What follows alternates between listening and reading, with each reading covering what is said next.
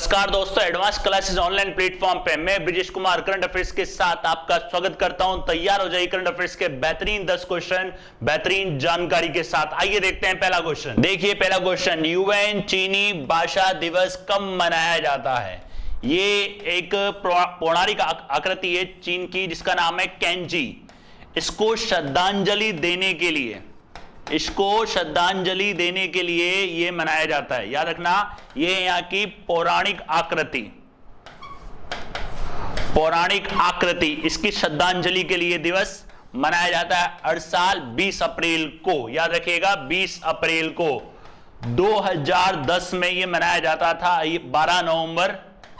12 नवंबर को, लेकिन 2011 के बाद से इसको 20 अप्रैल कर दिया गया। याद रखिएगा दोस्तों, 20 अप्रैल कर दिया गया है। और ये कैंजी यहाँ की पौराणिक आकृति लगभग 5000 साल पुराने इस पौराणिक आकृति के काफी सारे पात्रों का भी आविष्कार हुआ था। उसको श्रद्धांजलि के लिए मनाया जाता है यूएन चाइनीज भाषा दिवस। कब मनाया जाता है दोस्तों? 20 अप्रैल को। याद रखिएगा मनाया जाता है ये 20 अप्रैल को।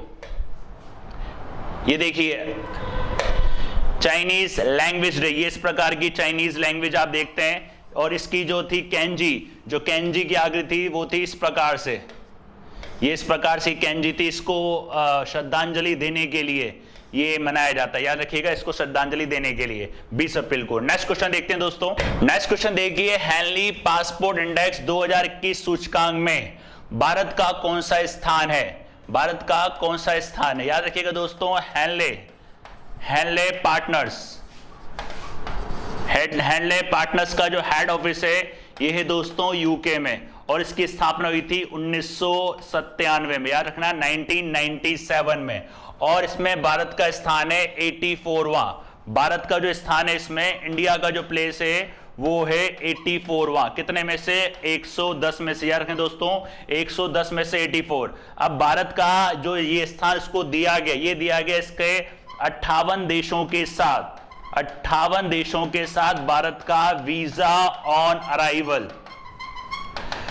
ऑन अराइवल समझौता है। उसके लिए भारत को 84वें स्थान पर रखा गया है।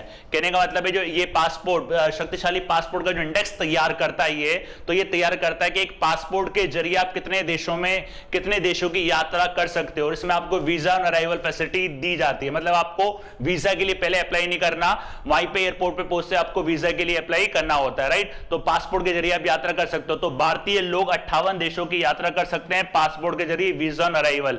और 84 नंबर की बात करें, 84 नंबर पे और भी देश हैं जैसे कि मॉरिशस है, तजाकिस्तान और बुर्किना फासो, ये भी आपके 84 नंबर पर है। लेकिन जो भारत का संयुक्त रूप से है वो ध्यान रखना, वो है तजाकिस्तान, क्योंकि तजाकिस्तान का पासपोर्ट की भी 58 देशों के लिए वैलिड है। मतलब 58 देशों के साथ। बाकी जो मॉरिशस और बुर्किना फासो है इनका है 59 देशों के साथ। बाकी इनकी जो रैंक है वो भी 84 ही है। अगर पहले नंबर की बात करें दोस्तों, पहले नंबर पर इसमें जापान। याद रखिएगा पहले नंबर पर है जापान, जिसका 191 देशों के साथ वीजा ऑन अराइवल कॉन्टैक्ट है। और अगर 110वें नंबर की बात करें तो 110वें नंबर पर है दोस्तों अफगानिस्तान। याद रखिएगा अफगानिस्तान, जिसका 26 देशों के साथ वीजा ऑन अराइवल है। मतलब इसका पासपोर्ट 26 देशों में वैलिड है, राइट। तो याद रखिएगा भारत का कौन सा स्थान है दोस्तों? भारत का है 84। कितने में से? 110 में से। अब आपको टॉप 10 पावरफुल पासपोर्ट कंट्रीज के बारे में बता देता हूं, दिखा भी देता हूं। देखिए टॉप 10 की अगर बात करें तो टॉप 10 में पहला है जापान, दूसरा Singapore, third Germany, south Korea, Finland, Italy, Luxembourg, Spain, Austria और डेनमार्क। ये हैं टॉप 10। जापान का कितना है? 191 देशों के साथ वीजा ऑन अराइवल।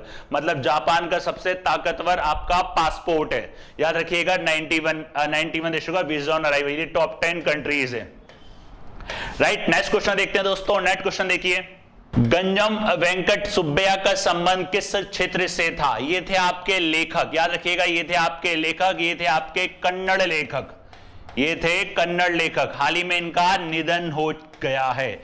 107 वर्ष के थे ये, इनका निधन हो गया है। और इनको 2017 में पद्मश्री से भी सम्मानित किया गया था। याद रखें दोस्तों, 2017 में इनको पद्मश्री से भी सम्मानित किया गया था। तो ये कौन थे? लेखक, राइट, गंजम वेंकट सुब्बैया। ये हैं आपके Ganjam Venkat Subbaiah, right. Next question देखते हैं दोस्तों। नेक्स्ट क्वेश्चन देखिए, आरबीआई के द्वारा किस वित्तीय क्षेत्र के कामकाज की समीक्षा के लिए एक किस समिति का गठन किया गया है? यह समिति आपकी एसेट्स रिकंस्ट्रक्शन कमेटी, इसको बोलते हैं परिसंपत्ति पुनर्निर्माण कंपनी। याद रखिएगा, परिसंपत्ति पुनर्निर्माण कंपनी। इसकी जो स्थापना हुई थी दोस्तों, इसकी स्थापना जो हुई थी, इसकी स्थापना हुई थी सरफासी एक्ट 2002 के तहत। सरफासी एक्ट 2002 के तहत इसका जो मुख्य उद्देश्य है, इसका मुख्य उद्देश्य जो आपके बैड लोन होते हैं ना, बैड लोन, उनकी पूंजी निर्माण करना, उनमें मतलब पुनर्निर्माण करना। इसको बैड बैंक भी कहा जाता है। याद रखिएगा, इसको बैड बैंक भी कहा जाता है। और हाल ही में याद रखना, इसमें 6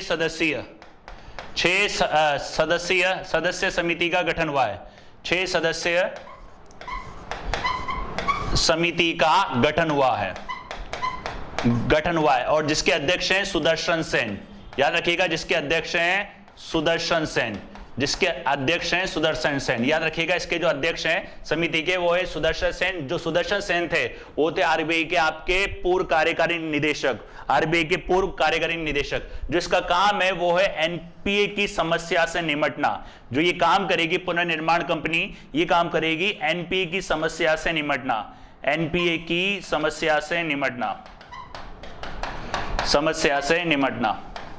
ठीक है, अब इसके बारे में थोड़ा सा बता देता हूं। ये क्या काम करती है? जैसे कि मान लीजिए कोई कंपनी है, कोई कंपनी का लोन हो गया, बैड लोन हो गया। बैड लोन मतलब ऐसे लोन होते हैं जिनकी रिकवरी नहीं होती, वो कहलाते हैं बैड लोन। अब बैड लोन के साथ उस कंपनी के साथ एक बैंक सेटलमेंट करना चाहता है कि आप सेटलमेंट अमाउंट ही दे दो, हम आपका लोन क्लियर, मतलब आपका सेटलमेंट करके आपका सब कुछ क्लियर कर देंगे। लेकिन क्या होता है, उनको सेटलमेंट करने के लिए भी उनके पास नकदी की कमी होती है, उनके पास पैसे की कमी होती है। तब ये क्या करता है, एआरसी जो पूंजीपति कंपनियां हैं, उनको इसके लिए आकर्षित करता है कि आप इसमें इन्वेस्टमेंट करो या इनको खरीदो या इनके साथ कोई सी डीलिंग करो, ताकि इनका भी मतलब पुनर्निर्माण, इनकी संपत्ति का पुनर्निर्माण भी हो जाए। तो ये काम कौन करता है? एआरसी। मतलब एनपीए से बचाने के लिए, कोई कंपनी एनपीए में ना आए उससे बचाने के लिए, कोई कंपनी दिवालिया होने से पहले, कोई मान लो कोई कंपनी दिवालिया होने से पहले एआरसी क्या करता है, उसका पुनर्निर्माण, उसकी पूंजी का पुनर्निर्माण करता है, उसको दिवालिया होने से बचाने के लिए। तो ये जो बैड लोन हो जाते हैं उनकी रिकवरी के लिए, राइट, तो ये काम करता है। यार सरफासी एक्ट 2002 के तहत इसका गठन हुआ था, राइट दोस्तों। याद रखिएगा, सुदर्शन सेन हैं इसके अध्यक्ष। ये आपके आरबीआई के कार्यकारी निदेशक थे, मतलब एग्जीक्यूटिव डायरेक्टर थे आरबीआई के। और ग्राहक सेवा सुधार के लिए आप जानते हैं बैंकिंग लोकपाल बनाया गया था जून 1995 में ये बैंकिंग लोकपाल बनाया गया था ग्राहक सेवा सुधार के लिए। वित्तीय समावेशन आप जानते ही हैं, बैंकिंग सेवा से देश के प्रत्येक नागरिक को जोड़ना और बिना बैंकिंग वाले इलाकों में बैंकिंग सेवा को पहुंचाना, राइट। और राइट, ध्यान रखिए कौन सी कंपनी है, एसेट्स रिकंस्ट्रक्शन कंपनी। ये देखिए committee ARC, assets reconstruction companies, याद रखना। इसके जो अध्यक्ष बनाए गए इनका नाम है सुदर्शन सेन, याद रखना सुदर्शन सेन, राइट, याद रखना सुदर्शन सेन जो है वो है सुदर्शन सेन, राइट। और ये जो बनाई गई है कंपनी, और इसके पहले भी कमिटियां बनाई गई हैं। एक पैनल बनाता है जिसके कहते हैं पी.के. मोहंती, याद रखिएगा पी.के. मोहंती। इसको बोलते हैं परिसंपत्ति पुनर्निर्माण बैंक, याद रखना परिसंपत्ति पुनर्निर्माण बैंक, राइट। परिसंपत्ति पुनर्निर्माण कंपनी, परिसंपत्ति पुनर्निर्माण कंपनी के नाम से इसको जाना जाता है, एआरसी। नेक्स्ट क्वेश्चन देखते हैं दोस्तों। नेक्स्ट क्वेश्चन देखिए, किस मराठी फिल्म निर्माता का हाल ही में निधन हो गया है? इनका नाम है सुमित्रा भावे, याद रखिएगा इनका नाम है सुमित्रा भावे। ये मराठी फिल्म निर्माता थी, हाल ही में इनका निधन हो चुका है। और ये जानी जाती थी सामाजिक मुद्दों को संभालने के अपने तरीके के लिए, संभालने के अपने तरीके के लिए जानी जाती थी, ये अपने तरीके के लिए, याद रखिएगा, हाल ही में इनका निधन हो चुका है। सुमित्रा भावे, मराठी फिल्म निर्माता, ये है आपकी Sumitra Bhave, right. Next question देखते हैं, किस मंत्रालय द्वारा startup India fund scheme launch की गई है? ये जो मंत्रालय आपका दोस्तों यहाँ पे आएगा, उद्योग मंत्रालय, याद रखिएगा ये है उद्योग मंत्रालय। उद्योग मंत्रालय द्वारा ये स्कीम लॉन्च की गई है। इसके अंदर क्या होगा, कोई भी स्टार्टअप, कोई भी बिजनेस शुरू करना चाहता है या बाजार में वो प्रवेश करना चाहता है, बाजार में प्रवेश करना चाहता है या अपने व्यवसायीकरण करना चाहता है, व्यवसायीकरण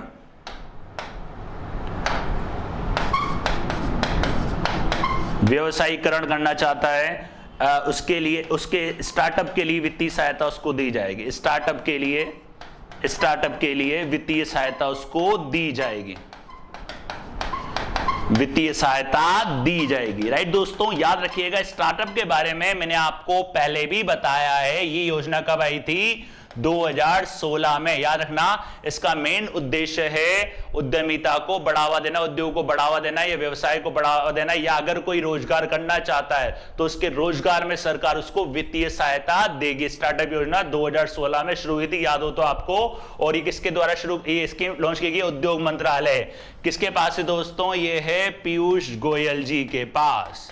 याद रखिएगा, पीयूष गोयल जी के पास है उद्योग मंत्रालय। कृषि मंत्रालय किसके पास है? नरेंद्र सिंह तोमर जी के पास। ग्रामीण विकास मंत्रालय नरेंद्र सिंह तोमर जी के पास। आईटी मंत्रालय रविशंकर प्रसाद के पास, राइट। ये देखिए, इसके अंदर लगभग 945 करोड़ का इसके अंदर फंड दिया जाएगा। 945 करोड़ का इसके अंदर फंड दिया जाएगा, 945 करोड़। और ये स्टार्ट हो चुकी है दोस्तों आपकी 1 अप्रैल 2021 से। स्टार्टअप के लिए, कोई भी स्टार्टअप अगर शुरू करना चाहता है, उसके बाजार में प्रवेश करने के लिए, उसके व्यवसायीकरण के लिए उसको वित्तीय सहायता दी जाएगी इस योजना के तहत, राइट। नेक्स्ट क्वेश्चन देखते हैं। नेक्स्ट क्वेश्चन देखिए, द क्रिसमस पिग पुस्तक किसके द्वारा लिखी गई है? ये लिखी गई है दोस्तों जेके रोलिंग के द्वारा। जेके रोलिंग आप जानते ही हैं, हैरी पॉटर सीरीज, याद रखना, Harry Potter series, Harry Potter series. Harry Potter series के बाद इनका दूसरा पहला बच्चों के लिए उपन्यास, दूसरा, याद रखना, दूसरा पहला बच्चों के लिए उपन्यास। हैरी पॉटर के बाद पहला बच्चों के लिए उपन्यास, सॉरी, पहला बच्चों के लिए उपन्यास।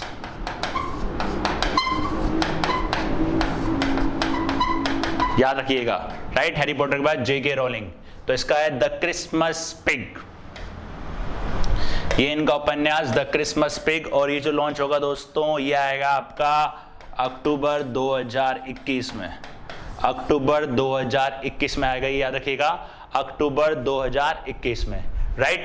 नेक्स्ट क्वेश्चन देखते हैं। नेक्स्ट क्वेश्चन देखिए, 2022 तक हर घर जल वाला राज्य कौन सा होगा? अभी हाल ही में ये राज्य है जिसके ग्रामीण क्षेत्र में लगभग 34 लाख ग्रामीण लोग, 34 लाख ग्रामीण लोग रहते हैं, ग्रामीण लोग हैं। और इनमें से केवल लगभग 26 लाख लोगों को नल से जल की आपूर्ति होती है, नल से जल की आपूर्ति, जल की आपूर्ति। तो इसका जो उद्देश्य है, ये इसका उद्देश्य है हर घर जल, हर घर जल मतलब हर ग्रामीण को नल से जल मिलेगा। हर घर जल में हर ग्रामीण को जल की नल से आपूर्ति, जल की नल से आपूर्ति की जाएगी, नल से आपूर्ति की जाएगी।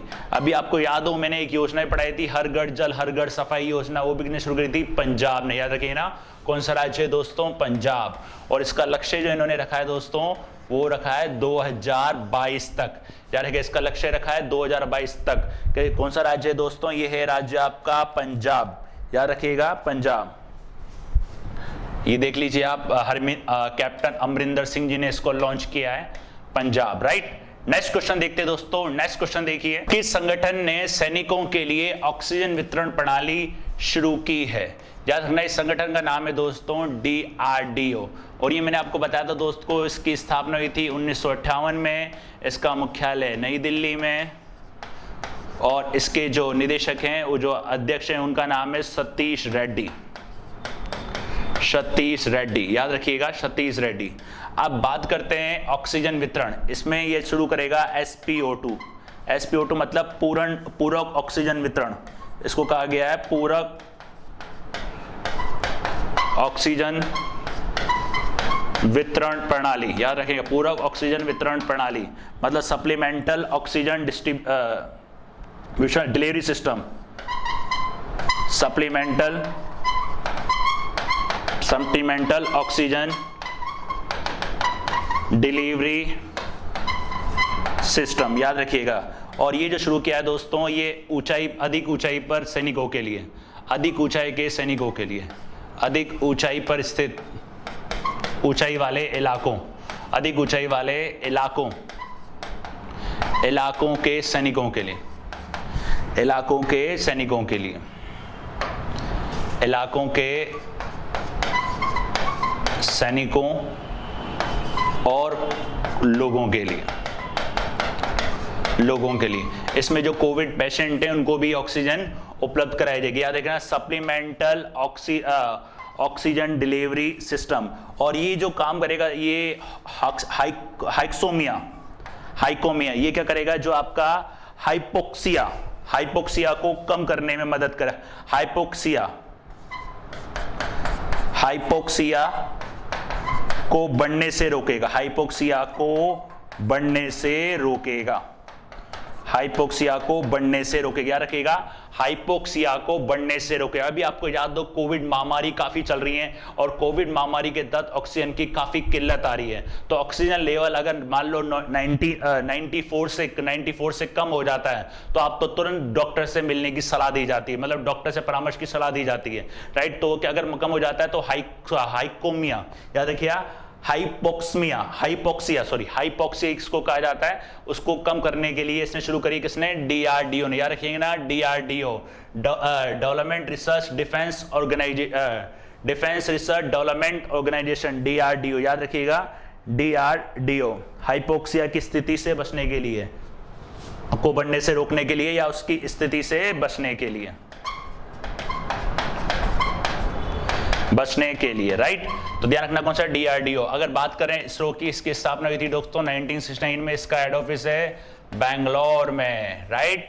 और HAL की बात करें, इसकी स्थापना हुई थी 1940 में, इसका मुख्यालय दोस्तों कहां पे, बैंगलोर में, राइट। याद रखिएगा कौन सा है संगठन, DRDO। इस प्रकार का सिलेंडर होगा, ये दिखा देता हूं आपको SpO2, ये इस प्रकार का सिलेंडर DRDO ने विकसित करा है अत्यधिक ऊंचाई वाले इलाकों में सैनिकों के लिए और कोविड के लोगों के लिए, ताकि ऑक्सीजन की दिक्कत ना आए और हाइपोक्सिया को बढ़ने से रोकने के लिए, हाइपोक्सिया के खतरे को कम करने के लिए, राइट। नेक्स्ट क्वेश्चन देखते हैं, राष्ट्रीय लोक सेवा दिवस कब मनाया जाता है, राष्ट्रीय लोक सेवा दिवस कब मनाया जाता है, याद रखना राष्ट्रीय लोक सेवा दिवस आपको इसको बोलते हैं सिविल सर्विस डे, इसको कहा जाता है दोस्तों civil service day, civil service day, याद रखिएगा। यह मनाया जाता है 21 अप्रैल को।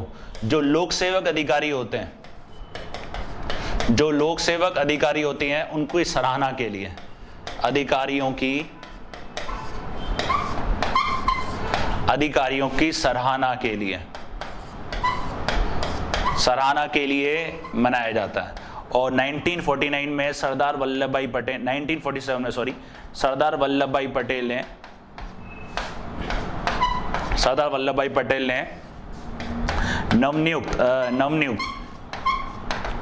नवनियुक्त सिविल सेवकों को संबोधित किया था और इनको कहा था steel frame of India,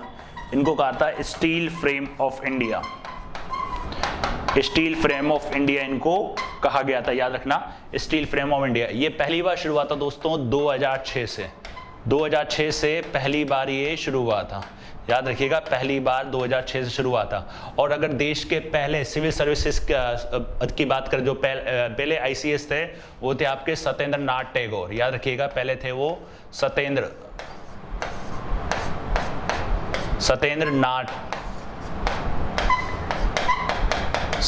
Tagore, आपके देश के पहले ICS, याद रखना 21 अप्रैल को ये मनाया जाता है civil service day, national civil service day, राष्ट्रीय सिविल सेवा दिवस 21 अप्रैल को। राइट दोस्तों, ये थे अब तक के 10 बेहतरीन क्वेश्चन, 10 बेहतरीन जानकारी के साथ। बने रहिए चैनल के साथ, जुड़े रहिए चैनल के साथ। मिलते हैं नए नेक्स्ट क्वेश्चन के साथ, तब तक के लिए धन्यवाद।